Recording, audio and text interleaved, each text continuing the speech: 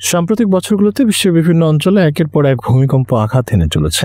যুক্তরাষ্ট্র, Venezuela, Japan, Afghanistan, Philippine, চীন, Indonesia থেকে শুরু করে বাংলাদেশ সংলগ্ন ভারত, মিয়ানমারও ভূমিকম্পের হুমকির মধ্যে রয়েছে। পৃথিবীর যেখানেই বাস করি না কেন, ভূমিকম্পের ঝুঁকি এখন বৈশ্বিক বাস্তবতা। বিশেষ করে আমাদের রাজধানী ঢাকা সাম্প্রতিক কয়েকটি কম্পনের পর নতুন করে আলোচনায় এসেছে যে আসলে কতটা প্রস্তুত আমরা। কিন্তু এই ধরনের প্রস্তুতি একদিনে তৈরি হয় না। উন্নত দুর্যোগ মোকাবেলা কাঠামো গড়ে তুলতে প্রয়োজন দীর্ঘমেয়াদী নীতি, কঠোর বিল্ডিং কোড, প্রযুক্তির ব্যবহার ও সর্বোপরি নাগরিক সচেতনতা। এই জায়গাগুলোয় জাপান আজ বিশ্বের সামনে এক উজ্জ্বল উদাহরণ।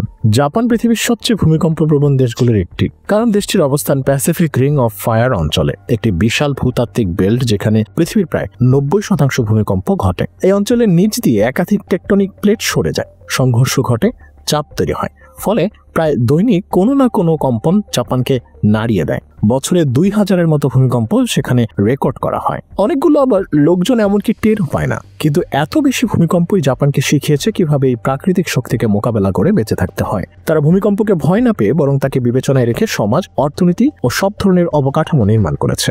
জাপানের বড় শিক্ষাটা আসে 1923 সালের ভয়ঙ্কর কান্তো ভূমিকম্পের পর। 7.9 মাত্রার সেই কম্পন শতাধিক বছরের স্মৃতিকে মুহূর্তে ধ্বংসস্তূপে পরিণত করেছিল। প্রাণ হারিয়েছিল 1,40,000-এর বেশি মানুষ। হাজার হাজার স্থাপনা ভেঙে পড়ে, আগুন লাগে, শহরগুলো ধ্বংস হয়ে যায়। সেই ঘটনার পর জাপান বুঝতে পারে শুধু শক্তিশালী ভবন নয়, ভূমিকম্পকে প্রতিরোধ করতে হলে প্রয়োজন বিজ্ঞানের উপর নির্ভর করে শক্ত ভিত্তির নীতিমালা তৈরি করা। সেই থেকে জাপানের বিল্ডিং কোডে বিপ্লব আসে। প্রথম দিকে শুধু ভবনের কাঠামো শক্তিশালী করার চেষ্টা করা হলেও সময়ের সঙ্গে সঙ্গে প্রযুক্তির ব্যবহার নাটকীয়ভাবে বাড়ে। 1981 সালের বিল্ডিং কোড সংশোধনী ছিল এক বড় মাইলফলক। এই সংশোধনীর ফলে নতুন ভবনগুলোকে শুধু মজবুত বানানো নয়, বরং ভূমিকম্পের সময় ভবন কিভাবে দোলবে, কোথায় চাপ সৃষ্টি হবে, কিভাবে ধাক্কা শোষণ করবে, এসব বিষয়কেও বাধ্যতামূলক করা হয়। এ কারণে জাপানের ভবনগুলো আজ ভূমিকম্পের সঙ্গে লড়াই না করে বরং তাকে মেনে নিয়ে বেঁচে থাকার কৌশল নেয়। জাপানের বাড়িঘর এবং বহুতল ভবনগুলো নির্মাণের সবচেয়ে গুরুত্বপূর্ণ বিষয় হচ্ছে স্থিতিস্থাপকতা, যাতে কম্পন এলে ভবন ভেঙে না পড়ে, বরং নমনীয়ভাবে দুলে গিয়ে আবার ভারসাম্য ফিরে পায়। এজন্য প্রথমেই ভবনের কাঠামো দৃঢ় করার জন্য পিলার, বিম ও প্রাচীরগুলোকে ঘন এবং শক্তভাবে নকশা করা হয়। ইস্পাতের রড, ক্রস ব্রেসিং কাঠামো, ত্রিভুজাকার সাপোর্ট এসব ব্যবহার করা হয় যাতে ভূমিকম্পের চাপ ভবনের এক জায়গায় জমে না থাকে। পাশাপাশি দেয়ালগুলোকে এমনভাবে সংযুক্ত করা হয় যাতে কম্পন সারা কাঠামোয় সমানভাবে ছড়িয়ে পড়ে, ফলে ভেঙে পড়ার ঝুঁকি কমে যায়। কিন্তু জাপানের সাফল্যের সবচেয়ে গুরুত্বপূর্ণ অংশ হলো বেজ আইসোলেশন প্রযুক্তি। এটি এমন এক ব্যবস্থা যেখানে ভবনের ভিত্তির নিচে বড় আকারের রাবার, সীসা বা ইস্পাতের স্তর বসানো হয়, ফলে ভবনের নিচে যেন একটি নরম নমনীয় প্ল্যাটফর্ম তৈরি হয়। ভূমিকম্প হলে মাটি কাঁপলেও ভবন এই নমনীয় স্তরের উপর ভেসে থাকার মতো আচরণ করে, তার পুরো কাঠামোর রক্ষা পায়। জাপানের বহুতল ভবনের বড় অংশেই এই প্রযুক্তি ব্যবহৃত হয়। সবচেয়ে আশ্চর্যের বিষয় হলো ভূমিকম্প যতই শক্তিশালী হোক না কেন, বেজ আইসোলেশন প্রযুক্তি ব্যবহার করা ভবনগুলো অনেকটা স্থির দেখা যায়, বা অন্তত পড়ে যাওয়ার মতো পরিস্থিতি তৈরি হয় না। এটি এত কার্যকর যে বহু দেশে এখন এই প্রযুক্তি অনুকরণ করা হচ্ছে। এছাড়া জাপানের ড্যাম্পার প্রযুক্তি ব্যাপকভাবে ব্যবহার করা হয়। ড্যাম্পার দেখতে অনেকটা গাড়ির শক অ্যাবজর্ভারের মতো।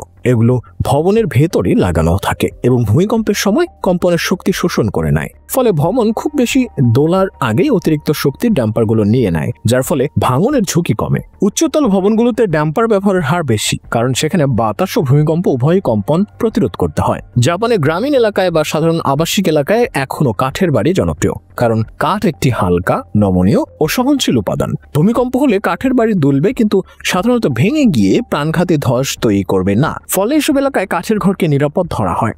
অনেক পরিবার এমনকি আধুনিক প্রযুক্তি ও ঐতিহ্যবাহী কাঠের নির্মাণকে একত্রিত করে বাড়ি তৈরি করে থাকে। এটি জাপানের সংস্কৃতির সঙ্গেও মিশে গেছে। তবে ভূমিকম্প সব এলাকার জন্য সমান হুমকি নয়। মাটির প্রকৃতি অনেক জায়গায় ভিন্ন। লিকুইফিকেশন জোন নামে পরিচিত ঢিলা মাটির এলাকায় ভূমিকম্প হলে মাটি তরলের মতো নরম হয়ে যায়। সেই অঞ্চলে ভবন নির্মাণ আরো জটিল। এজন্য জাপান এসব জায়গায় গভীর পাইল ড্রাইভিং, মাটি শক্তকরণ, পানি নিষ্কাশন ব্যবস্থা এবং শক্তিশালী ভিত্তি কাঠামো ব্যবহার করে ভবন নির্মাণ করে থাকে। এতে অতিরিক্ত খরচ হলেও নিরাপত্তার দিক থেকে এটি অত্যন্ত কার্যকর। ভবনগুলোর পাশাপাশি জাপানের সবচেয়ে বড় শক্তি হলো তাদের নাগরিকদের সচেতনতা। প্রতিটি স্কুলে, অফিসে, এমনকি পাড়া মহল্লায় নিয়মিত ভূমিকম্প মহড়া হয়। মানুষের হাতে থাকে জরুরি ব্যাগ, ঘরে থাকে নিরাপদ কোণ ও আশ্রয়স্থলের পরিকল্পনা। ভূমিকম্প হলে কি করতে হবে, কোথায় দাঁড়াতে হবে, কোথায় চলে যেতে হবে, এসব বিষয়ে তারা ছোটবেলা থেকে শিখে বড় হয়। ফলে ভূমিকম্প শুরু হতেই তারা আতঙ্কিত না হয়ে দ্রুত নিরাপদ সিদ্ধান্ত নিতে পারে। সব মিলিয়ে জাপান পৃথিবীকে দেখিয়েছে ভূমিকম্পকে রোখা যায় না, কিন্তু তার সঙ্গে সহাবস্থান করা যায়। প্রযুক্তি, নীতিমালা, সচেতনতা এবং দুর্যোগ মোকাবেলার সংস্কৃতি, এই 4 শক্তির সমন্বয়ে জাপান আজ সবচেয়ে ভূমিকম্প সহনশীল দেশ। বাংলাদেশ বা অন্যান্য ভূমিকম্প ঝুঁকিপূর্ণ দেশগুলো যদি দীর্ঘমেয়াদী পরিকল্পনা নেয় এবং প্রযুক্তিগতভাবে আরো উন্নত হতে পারে, তবে বড় ধরনের ভূমিকম্পের ক্ষতি উল্লেখযোগ্যভাবে কমিয়ে আনা সম্ভব। জাপানের অভিজ্ঞতা আমাদের সেই পথটাই দেখায়।